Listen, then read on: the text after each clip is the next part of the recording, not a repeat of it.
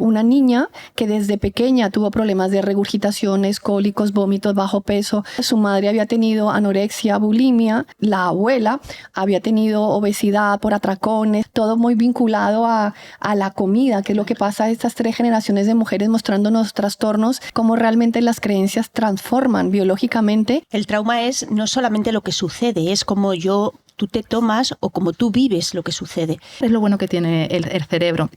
Podemos modificarlo de tal forma que sea más beneficioso para ese paciente, para volver a reestructurarlo. Y también se nos olvida un poco estos contextos en los niños, en los que lo tienen todo, en los que son sobreprotegidos. Eso es un tipo de maltrato que hoy día sabemos, es un trauma también muy importante. Bienvenidos a Fonendos Fuera, el podcast donde exploramos la salud más allá de la consulta médica. Porque el bienestar no solo se escucha, se vive. Bienvenidos a un nuevo episodio de Fonendos Fuera.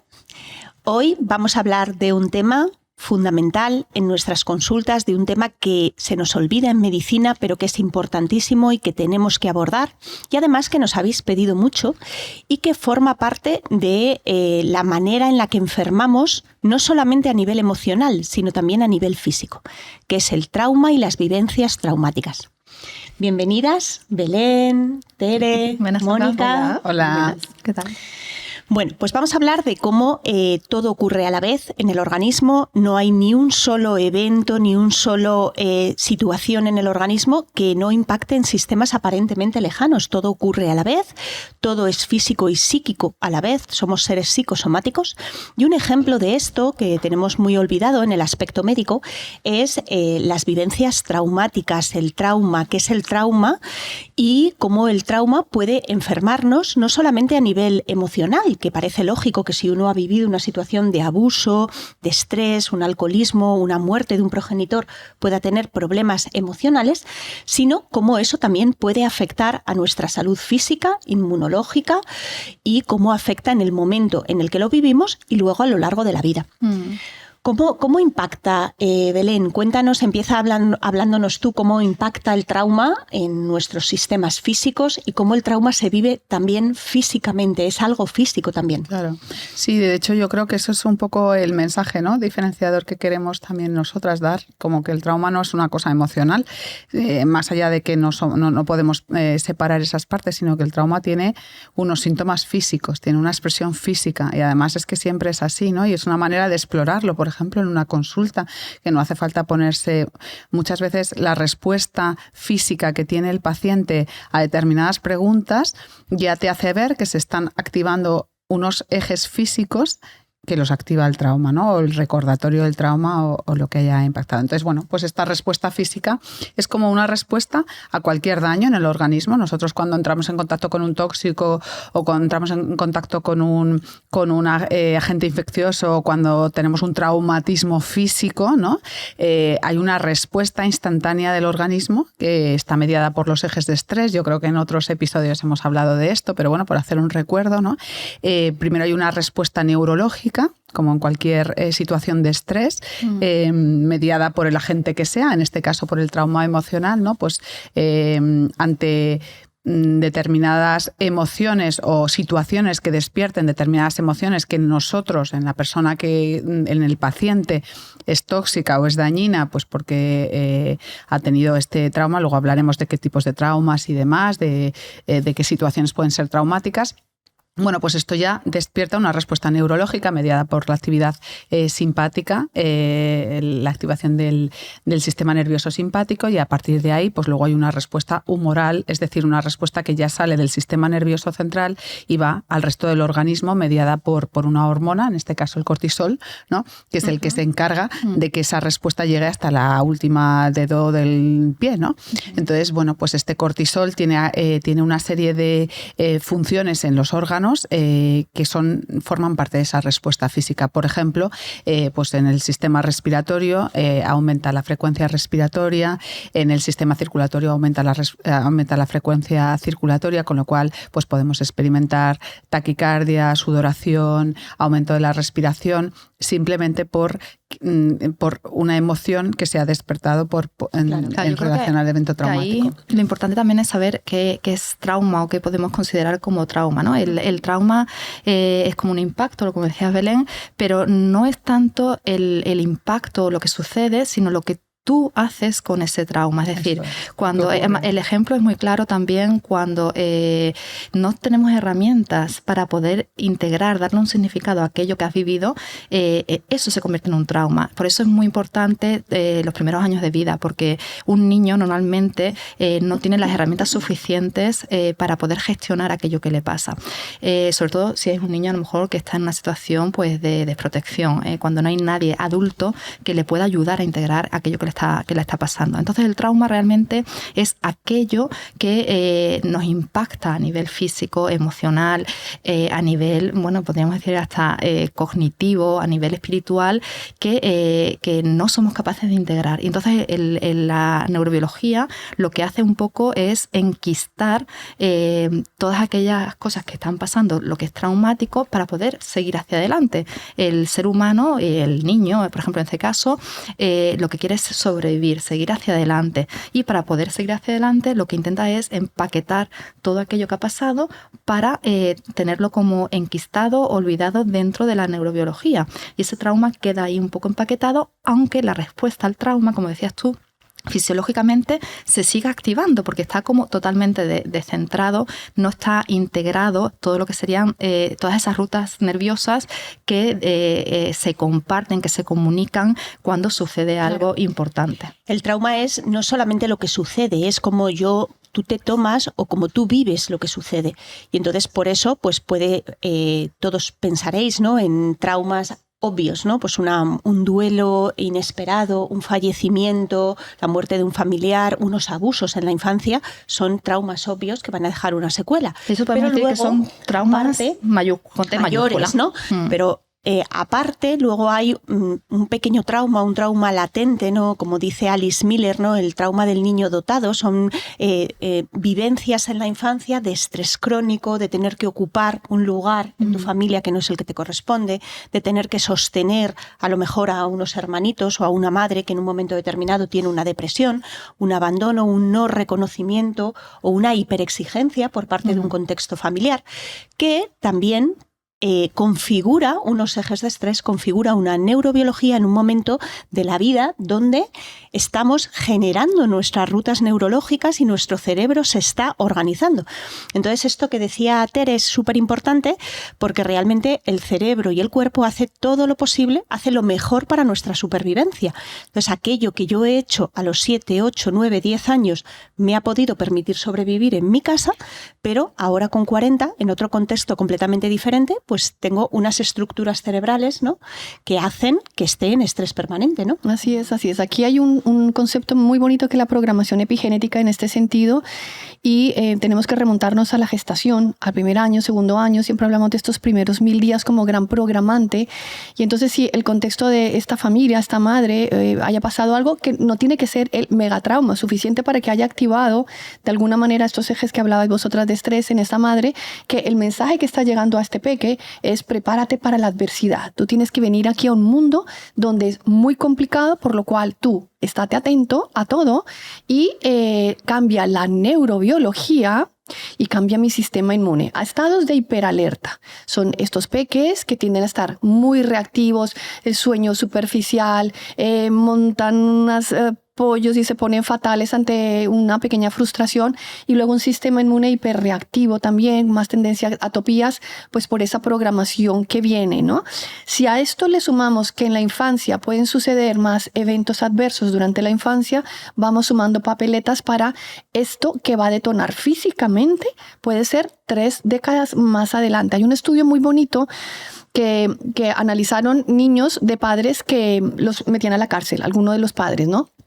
Entonces, cogen a esos peques y empiezan a hacerle seguimiento durante 30 años y van viendo que la mayoría de ellos terminaban desarrollando, por ejemplo, hipertensión arterial. Entonces, el riesgo cardiovascular, debido a algo que era coincidente en todos estos, y era pues este evento que es suficientemente programante para un niño, ¿no? Entonces, lo que sucede, digamos que nos predispone, no es una condena, es una predisposición, y de lo que suceda durante su infancia, o ese apego, o ese vínculo, dándole seguridad, podrá pasar como una anécdota sin que deje una huella más adelante. Hablamos muchas veces de la resiliencia, ¿no? Imagínate, no todo el mundo que ha sufrido un gran impacto traumático le va a ser un problema, le va a resultar un trauma realmente, ¿no? Si hay un niño que sufre, los abusos que son bastante importantes, pero un trauma importante, o que se queda huérfano, si alguien cercano es capaz de darle lo que necesita en ese momento para poder integrar aquello que ha sucedido, normalmente no se convierte en ningún trauma. Puede ser un momento triste en la vida del niño, pero hablamos muchas veces de la resiliencia. Esto se hizo muy evidente en los supervivientes de la Segunda Guerra Mundial, ¿no? La gente que era más resiliente a todas esas atrocidades que pasaban, realmente era porque tenían una forma de gestionar esto a nivel neurológico, neurobiológico, de forma diferente, ¿no? Le dan un significado, porque aquí tenemos que diferenciar un poco las áreas cerebrales que implican en todo esto del trauma, ¿no? Tenemos por un lado todo lo que es muy ancestral, que es la activación de estos sistemas de alarma, ¿no? Lo que hablamos del sistema límbico, la amígdala, eso que se enciende, ese pilotito rojo que nos indica el peligro. Por otro lado tenemos, que es muy importante también, lo que sería también el hipocampo, como la biblioteca de recuerdos que tenemos. Por eso son cosas que se van añadiendo muchas veces. Respondemos a un trauma, a lo mejor en el parto, y eso ya tiene como una especie de recuerdo neurobiológico de unas rutas que se activan, que en diferentes acontecimientos a lo largo de la vida después se van a seguir rescatando de esa biblioteca de recuerdos, y vamos a seguir funcionando con esta respuesta del sistema de alerta. Y luego, gracias a Dios, los humanos tenemos esta zona que es el córtex prefrontal, que es lo que le da el significado, y muchas veces ante un trauma, como no somos capaces de dar una explicación o poner una etiqueta, esa parte se corta totalmente. Por eso enquistamos el trauma, porque no somos capaces de darle un significado. Cuando pasa al principio de la vida y el niño todavía no ha adquirido ni siquiera el lenguaje, es muy difícil que lo pueda nombrar, ¿no? Toda esta neurobiología, ¿no? Pues proviene de los primeros estudios de trauma que se hacen en los años 70, ¿no? Con Bessel van der Kolk, Peter Levine, ¿no? Pues empiezan a ver, después de las grandes guerras, sobre todo de la guerra de Vietnam, cómo vienen los veteranos de Vietnam después de haber sufrido, ¿no? esta cantidad de vivencias tan dramáticas, y cómo no son capaces de reintegrarse en la vida, ¿no? Y entonces, empiezan a hacer resonancias cerebrales, empiezan a ver cómo que determinadas áreas se activan más que otras, aunque a día de hoy ya se sabe que la neurobiología no funciona así. El cerebro funciona en forma de engrama neurológico, no hay un sitio donde se enquiste o donde se queden las cosas, sino son rutas neurológicas, son como circuitos neurológicos, como pistas por donde tú más fácilmente vas a poder entrar cuando se activa esa memoria traumática, ¿no? Cuando tienes ese olor, ese momento o esa persona que simbólicamente te recuerda a la persona con la que tú te traumatizaste, ¿no? Hay un concepto muy chulo de la dosis del evento en la infancia también, ¿no? Porque hacen una comparación, hay un gráfico muy bonito en donde ponen un evento único, aislado, muy grande, abandono, muerte, lo que sea, versus pequeñitos reiterados, y resulta que tienen mucho impacto futuro estas pequeñeces que parece que no son nada, pero imagínate un bullying o una madre ausente y al cuidado de un tercero, y este niño se sienta mal, que uno diría no le ha pasado nada, cuántos niños no están así, pero puede impactar de una manera impresionante. Entonces la dosis, lo recurrente, aunque sea bajito, impacta mucho en la neurobiología. También es muy importante también, y esto une con la neurobiología, y luego hablaremos, ¿no?, también de qué herramientas podemos utilizar, el vínculo protector. Es la dosis y es el contexto de este niño o cuando ha ocurrido el trauma, ¿no? En este sentido, la oxitocina, que es lo que significa tener un vínculo protector en un niño, es decir, estar bien vinculado, tener esos niveles de oxitocina que son, por un lado, son protectores frente al trauma, y por otro lado, en la edad adulta, cuando ya ha ocurrido y cuando queremos trabajar sobre el trauma, esta oxitocina como herramienta, y ya veremos cómo, puede ser un factor de reprogramación, puede ayudar a reprogramar. retomar, ¿no? Y luego también hay un tipo de trauma o en estos contextos que se nos olvida muchas veces y que es muy importante porque parece que todo lo traumático es como en negativo, es como lo que falta o el daño añadido, ¿no? Y también se nos olvida un poco estos contextos en los niños, en los que lo tienen todo, en los que son sobreprotegidos. Eso es un tipo de maltrato que hoy día sabemos, es un trauma también muy importante porque en esa configuración de la neurología, en ese sistema de redes, ¿no? En esas conexiones, pues pierde la capacidad de generar muchas conexiones, ¿no? Y esto también puede impactar. El niño se configura su cerebro y nosotros somos seres relacionales, ¿no? Nos relacionamos con los demás, necesitamos de los demás para regularnos, y un bebé cuando nace, pues como se ve en pediatría, necesitamos la regulación materna. Es mamá y es papá, son las personas de apego las que nos van a decir si eso que siento es lógico, es normal, si van a validar eso que siento. Y para poder tener una buena regulación infantil necesitamos un adulto regulado. Y el problema es que venimos de muchas generaciones, ¿no? De muchas guerras, maltratos y también incluso de ninguneo a la infancia. Casi en esta sociedad, bueno, atendemos al niño, muchas personas van a terapia, se miran, hay un gran grado de autoconocimiento y de esta importancia, ¿no? Pero bueno, ¿cómo estaban nuestros abuelos? ¿Cómo está mi padre y cómo está mi abuelo y cómo está mi tatarabuelo, ¿no? Está en pleno momento de supervivencia, ¿no? Y los niños se tenían y había pues 9, 10 niños en una casa a los que apenas se le hacía caso y muchas veces tenían que ser los hermanitos los que hacían de papás para esos niños, incluso con vivencias tremendas, ¿no? Mi abuela perdió 5 embarazos, ¿no? Entonces, algo que ahora mismo nos parece absolutamente, dramático y hablamos del duelo perinatal, ¿no? De un montón de eventos, ¿no? Y realmente casi todas nuestras familias tenemos eso, ¿no? Yo me pregunto un poco también, porque en la consulta médica convencional estas cosas podemos intuir que están ahí detrás, pero ¿cómo podemos explorarlo, ¿no? Habrá médicos, médicas o sanitarios que tengan más facilidad para poder abordar, o más herramientas para poder abordar esto, pero hay otras herramientas muy fáciles, como pueden ser contestar formularios, preguntarle directamente, cognitivamente al paciente si ha sufrido situaciones de abuso, situaciones a lo mejor de alcoholismo dentro de la familia. Todo este tipo hay formularios estandarizados que ya están comprobados, que ayudan al profesional a ver si esa persona tiene algún trauma o alguna experiencia traumática en sus primeros años de vida, claro, y cómo eso va a programar y condicionar. Y los médicos, fijaros la cantidad de enfermedad crónica que vemos, ¿no? Dolor crónico, fibromialgia, enfermedades autoinmunes, cánceres de repetición. Es decir, tenemos muchísimas enfermedades crónicas y realmente nunca nos han adiestrado en la facultad a preguntar al paciente ¿qué te pasó?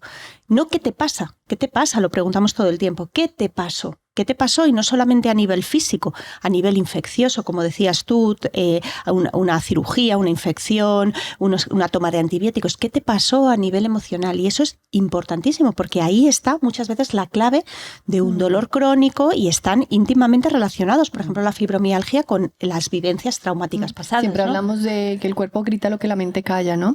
Una de las uniones súper interesantes que hay en esto del trauma y las experiencias y los eventos adversos durante la infancia es con el eje a nivel de hormonas sexuales.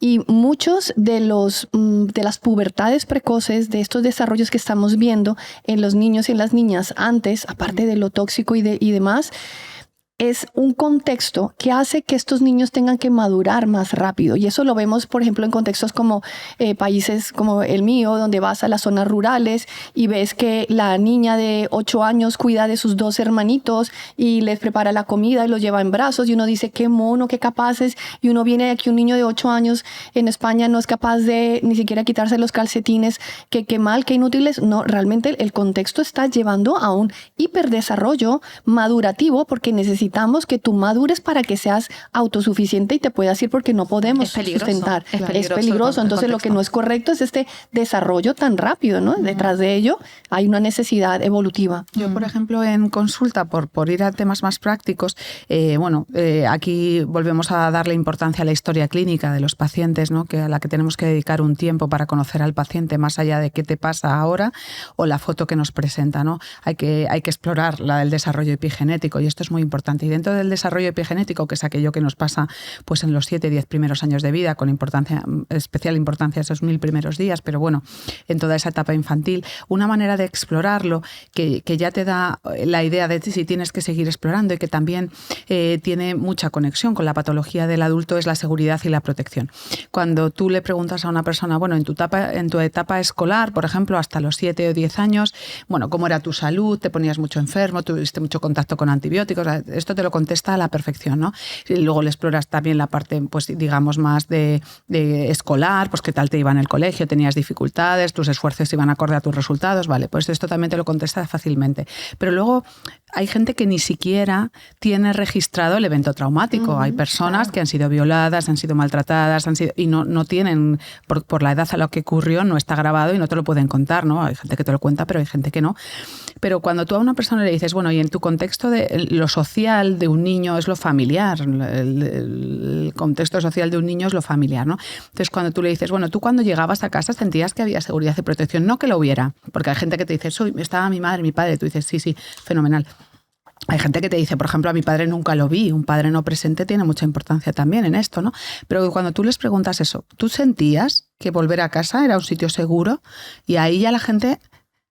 los pacientes normalmente ahí hacen ya una conexión con eso y puedes empezar a explorar cómo ha sido su programación en esto, ¿no? Y luego, pues por ejemplo, te ves problemas de sudoración en las manos o problemas de esfínteres o problemas de infecciones urinarias de repetición y ves un sistema límbico que ha sido programado en esa falta de seguridad y de protección, ¿no? Yo por eso me gusta mucho la PNI y cómo nos hemos formado en PNI, porque con todos los pacientes, a lo mejor no en la primera consulta, pero sí en las sucesivas, exploro los componentes del síntoma, es decir, a partir de los síntomas que presentan, por lo que quieren venir, el motivo de consulta, a nivel físico, porque siempre el cuerpo lleva la cuenta. Muchas veces no somos capaces de recordar un evento traumático, pero nuestro cuerpo tiene la memoria y a través de unos síntomas. Entonces cogemos esos síntomas y exploramos realmente qué otros síntomas físicos aparecen ahí. Y tirando del hilo empezamos a enlazar las emociones que acompañan estos síntomas físicos. Y tirando de las emociones como si fuera un hilo, vamos explorando a nivel temporal, en su línea de vida, momentos anteriores en que su cuerpo haya sentido y esas emociones aparezcan ahí. Incluso tenemos que explorar también el componente cognitivo, porque el problema de las creencias, muchas veces tenemos falsas creencias, pensamientos tóxicos que hacen que cubramos aquellos eventos traumáticos, ¿no? Que los nombrásemos de alguna forma para seguir hacia adelante, sobrevivir. Pero realmente podemos empezar a tirar de estos síntomas físicos, de estas emociones, de lo que el cuerpo dice, de lo que la mente nos estaba contando y llegar a través de eso, un poco como Back to the Future, ¿no? Regreso al futuro, explorar un poco lo que pasó, porque en ese momento el paciente suele hacer clic, entiende y además en ese momento podemos resignificar, podemos ayudarle al paciente a crear, por ejemplo, ese contexto seguro que ahora como adulto es capaz de generarse el mismo, el volver a traer ese evento traumático. El problema que tenemos aquí un poco es el riesgo a retraumatizar. Entonces hay que tener también cierto manejo, el traer estas cosas, sacarlas a flote, pero muchas veces que el paciente, la persona, sea consciente de eso que su mente estaba ocultando es importante porque podemos volver a reconectar y darle otro significado diferente. El inconsciente siempre hace lo mejor para protegernos, ¿no? Entonces, de alguna manera, si tú no lo recuerdas es porque, bueno, pues tu inconsciente considera que es una cosa tan sumamente peligrosa. A veces, muchas veces en consulta también quiero decir que los pacientes no tienen miedo a indagar esto, ¿no? A hacer este tipo de abordaje, ¿no? O de buscar porque tienen miedo a lo que se pueden encontrar. Yo muchos pacientes, no, yo ahí no, mis padres ya he hablado mucho, etcétera. Pero muchas veces el evento traumático no tiene por qué ser algo dramático, ¿no? De hecho, la gran mayoría de las veces que yo indago acerca de eventos traumáticos, muchas veces no es algo dramático. Es un evento inesperado o inesperado la forma en la que yo lo viví, ¿vale? Yo puedo esperar que al jubilarme me aburro, pero no puedo esperar que me siento indigno o que no voy a poder aportar económicamente a mi casa, ¿no? Inesperado, de alta intensidad dramática para ese niño que fui, que no es lo mismo alta intensidad dramática para tener cuando tengo 50 que cuando tengo 4, un evento donde yo no he podido expresar una emoción en concreto, he podido expresar lo que yo quería, una rabia o una tristeza, donde me he sentido solo, profundamente solo, nadie me ha visto, ni me ha reconocido, ni me ha validado lo que estoy sintiendo, ¿no? Y todo ese tipo de cosas son los eventos que pueden quedarse acantonados o de forma inconsciente y que el inconsciente hace lo posible. Y a veces eso es, yo levanto la mano en clase porque tengo ganas de hacer pis, la profe no me mira y entonces al final me hago pis encima y 2 o 3 amigos se ríen de mí. Y a lo mejor no es algo dramático ni tal, pero es que no me he reconocido, nadie me ha visto, nadie me ha validado, me he sentido indigno y eso se puede quedar grabado en el inconsciente, ¿no? Hay momentos en la vida que son determinantes. Estas circunstancias suceden en ciertos momentos y que van a generar como una impronta clave para el resto de la vida. Una, para mí que siempre la indago, también el hecho de ser pediatra me hace como escarbar mucho por ahí, es el momento de la concepción. Si esta concepción fue programada, cariño, vamos a tener un hijo, qué bonito, tal, o pum, me fui de fiesta y quedé embarazada, cómo me lo tomé, qué vivió. Entonces siempre les indago sobre qué sentiste el momento en que te diste cuenta que estabas embarazada, por un síntoma, por la prueba, por una eco. Eso va a ser clave para esa mujer, pero mucho para el peque, para el futuro. Todo lo que pasa en el embarazo es muy importante y para mí algo clave es el parto. El parto es como la base de que cosas que hayan podido pasar se solventaron o refuercen algo que venía un poquito débil, ¿no? Entonces ahí en el parto es algo que sí que nos compete mucho a los profesionales de la salud, tenemos que pensar cómo lo está viviendo, no lo que yo estoy haciendo un parto como debe ser médicamente, no, pero cómo lo está viviendo esta persona, ¿no? Y te encuentras una cantidad de experiencias en consulta de que ha sido traumático, o sea, inmediatamente les cambia la cara. Yo casi ni les escucho, sino háblame del parto. Inmediatamente cuando ves la cara, digo, no hace falta, no estoy escuchando ni lo que me está diciendo, ¿no? De la madre. De la madre, pero la madre, que lo que esté viviendo ahí, que va a generar, es un trauma para ella, puede ser para su futuro, para su futura fertilidad o próxima maternidad, pero al peque también. Hay una terapia entera que se llama Rebirthing, que habla de que realmente muchas veces a nivel emocional y físico afrontamos el mundo como nacimos.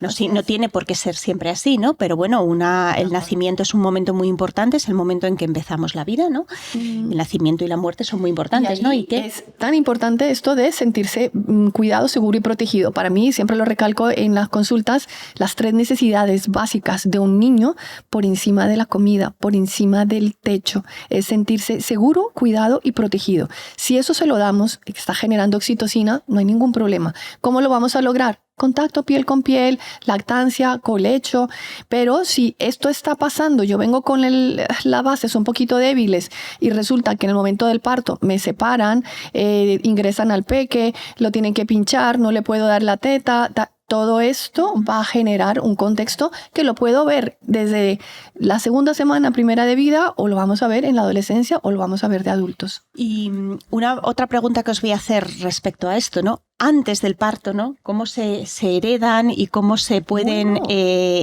cómo podemos tener y llevar dentro de nuestro cuerpo y de nuestro psiquismo y luego expresar, ¿no?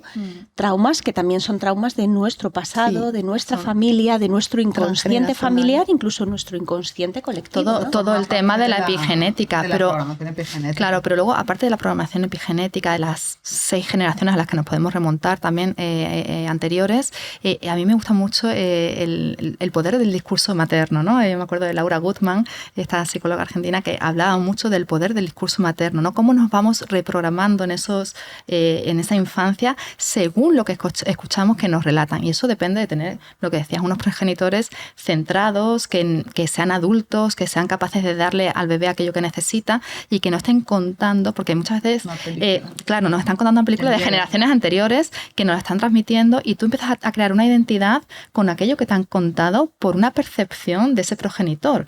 Y muchas veces, cuando empiezan a relatar los pacientes hechos que pasaban, yo es que a los 3 años, digo, tú a los 3 años no sabías ni cómo eras. Tú eso es porque lo has escuchado. ¿Quién te lo ha contado? ¿Papá o mamá?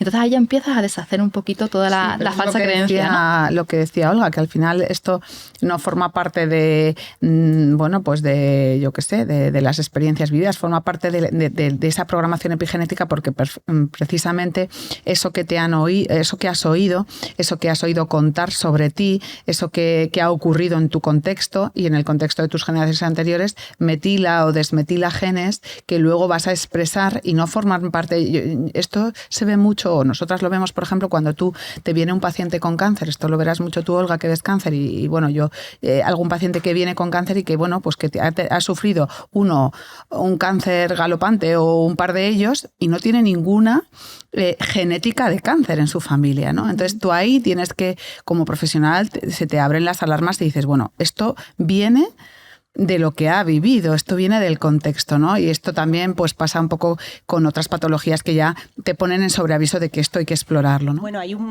tengo un caso súper bonito de una paciente que además vino por esa conexión, ese insight, ¿no? Que de vez en cuando hacen los pacientes de esto que me están contando no es lo que es, ¿no? Y es una paciente que tuvo un cáncer con 19 años, luego su madre tuvo un cáncer, se resolvió ese cáncer, ese melanoma, luego su madre tuvo un cáncer y su madre hizo un segundo cáncer en una situación súper dramática porque el padre había fallecido, ella estaba muy vinculada a la madre, ella entra en el drama de madre mía, mi madre, un cáncer terrible la madre, y entonces el médico oncólogo le dice, pues hazte un test genético para ver, porque tú has tenido uno, tu madre dos. Se hace un test genético y en el momento en que el médico le dice, tienes genética de cáncer, ella desde ese instante, y eso le ocurrió con 40 y tantos años en la vida, hace 4 cánceres más.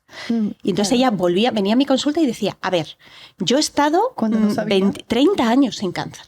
Entonces no puede ser genético, tiene que haber algo más, ¿no?, que esté desencadenando esto, ¿no? Y en su caso pues era una situación de una vivencia muy dramática emocional. Un caso como todo lo emocional, al igual que lo infeccioso, lo físico, lo traumático, lo alimentario, todo impacta en el cuerpo, pues lo emocional también activa el sistema inmune o desactiva el sistema inmune o produce inflamación crónica de bajo grado. Un concepto que es precioso de Bruce Lipton es la biología de la creencia, ¿no?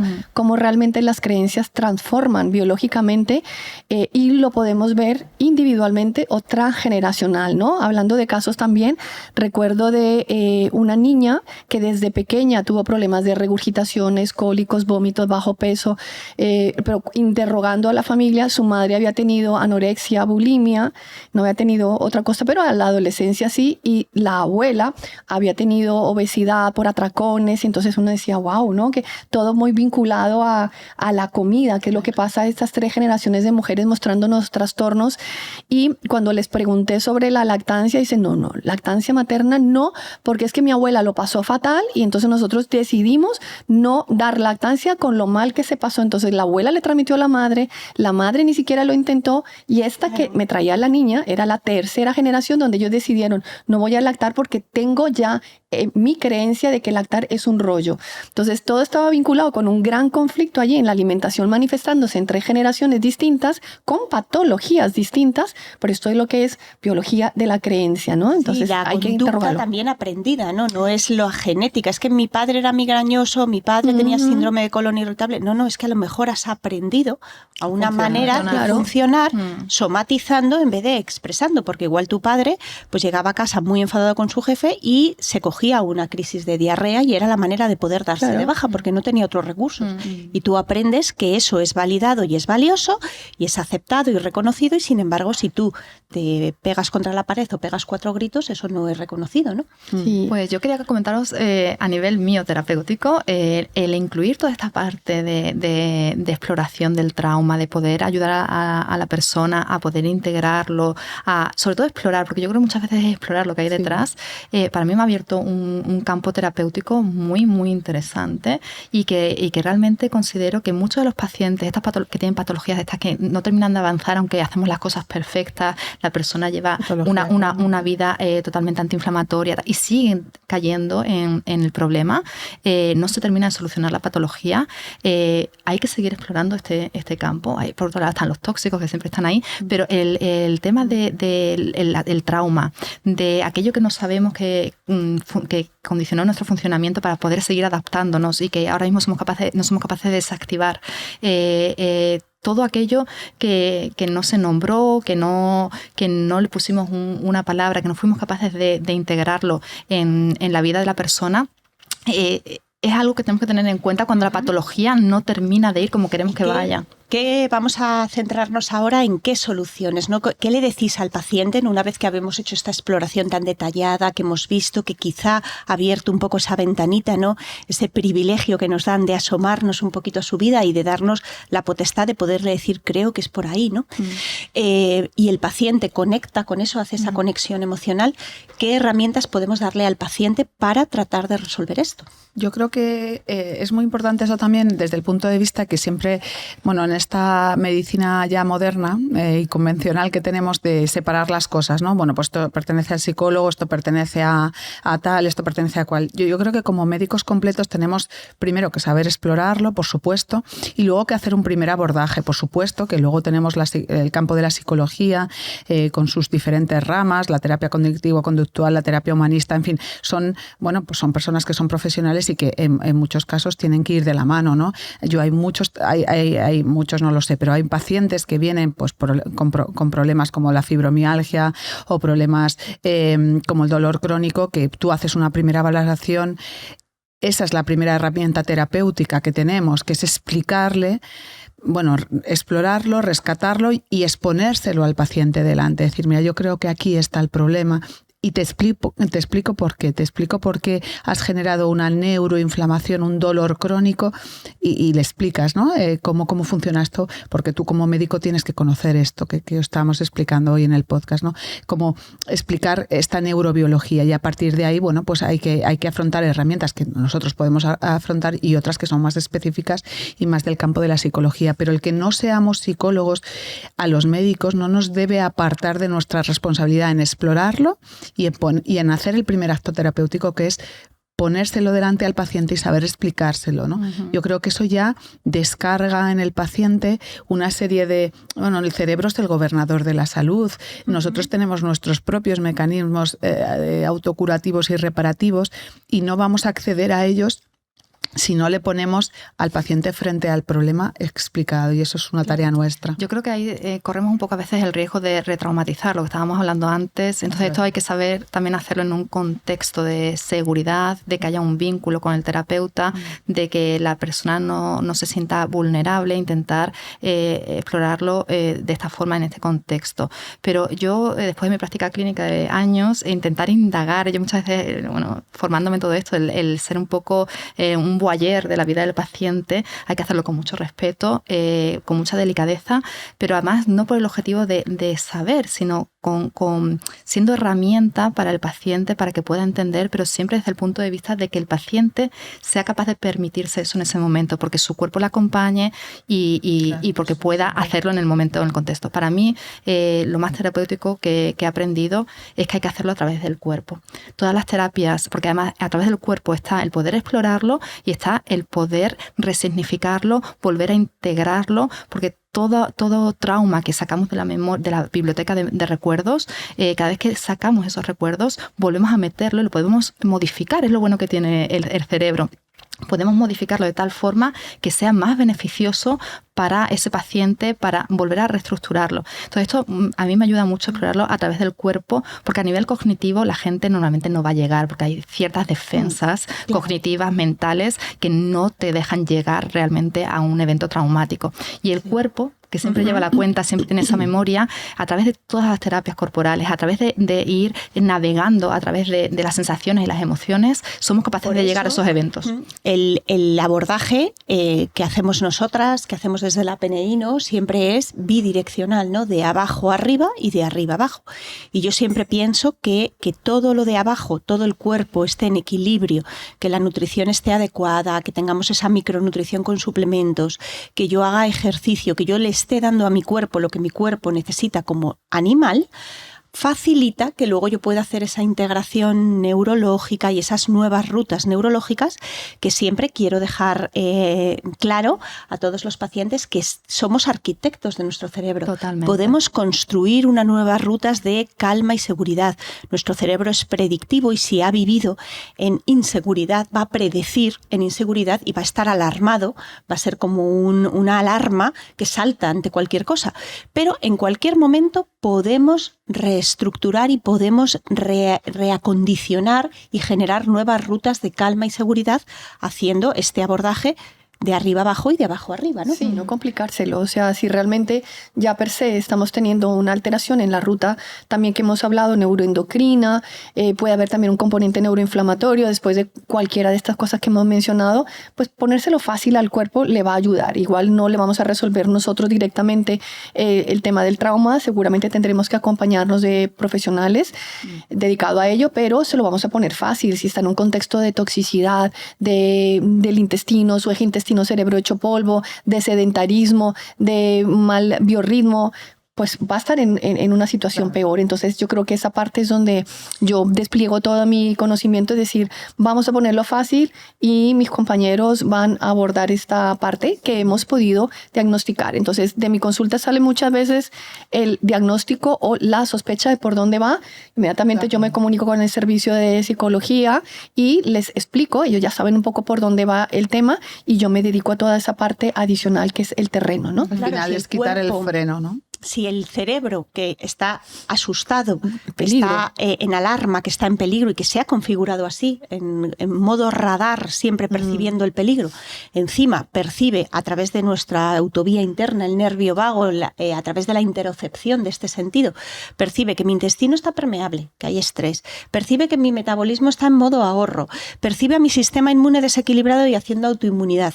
Pues todo eso también pone a nuestro cerebro en alarma, ¿no? ¿Y qué viene antes, el huevo o la gallina? Aquí es claro, yo todo siempre es a la trabajar vez. Es que no hay un antes. En dos direcciones, claro, trabajar todo al mismo tiempo. vez. Por eso muchas veces el derivar, que está bien, el derivar a ciertos profesionales, pero o entienden también la parte biológica que nosotras entendemos, o si no es muy complicado que una terapia cognitivo-conductual te sirva para hacer algo si no estás trabajando al mismo tiempo todo lo que es el terreno o todo lo que es esa parte. Por eso nosotros en PNI, ¿qué hacemos? Tenemos siempre un equipo que trabaja y se mueve en la misma sintonía. No sirve cualquier psicoterapia, no sirve cualquier nutrición, no sirve cualquier fisioesteopatía. Entonces nosotros, los PNI, normalmente tenemos un equipo en el que nos movemos en la misma frecuencia. Y hay que recuperar, o sea, es importantísimo, lo hemos dicho, ¿no? Pero para abordar el trauma, ya sea de la manera que tenga que ser y probablemente con ayuda profesional, porque nosotros tenemos que dirigir muy bien todos estos herramientas, las tenemos que saber explorar y dirigir, pero luego hay trabajos específicos con los que tenemos que contar y ese es nuestro trabajo, ¿no? Pero claro, también hay una cosa muy importante que es, y lo hemos hablado, la situación del paciente, o sea, abordar el trauma, trabajar sobre esta parte, aparte de desbloquear el cuerpo y trabajar el cuerpo, es que además requiere una energía importantísima y si no se tiene, se va a hacer mal. Vamos a generar más patología y en eso tenemos que consume una cantidad de recursos energéticos para cualquier cambio, para que el cerebro permita cualquier cambio, necesitamos muchísima energía. Entonces es muy importante aportar esa base de energía y luego, pues una vez que aportemos esa base de energía de abajo a arriba, pues entonces ver un poco qué necesita mi paciente. Necesita una terapia somática, necesita hacer la terapia somática a la vez que la integra con una terapia más inconsciente como una respiración, terapia neural, biodescodificación, necesita hacer una psicoterapia humanista profunda para integrar a nivel cognitivo esto, ¿no? Y bueno, todas estas cosas están dentro de este abordaje, están dentro de nuestra consulta, siempre miramos esto. Si sois médicos o profesionales de la salud, no tengáis miedo a esto, ¿no? Abordar, preguntar, ¿no? Y siempre preguntando no solamente qué te pasa, sino qué te pasó en todos los sentidos, porque todo tiene importancia en la salud. Y nada, dejamos abierto este tema, nos podéis preguntar cualquier cosa y estamos encantadas de Muchas gracias, seguir chicas. haciendo el podcast. Hasta luego. Hasta luego. Adiós. Bienvenidos a Fonendos Fuera, el podcast donde exploramos la salud más allá de la consulta médica. Porque el bienestar no solo se escucha, se vive.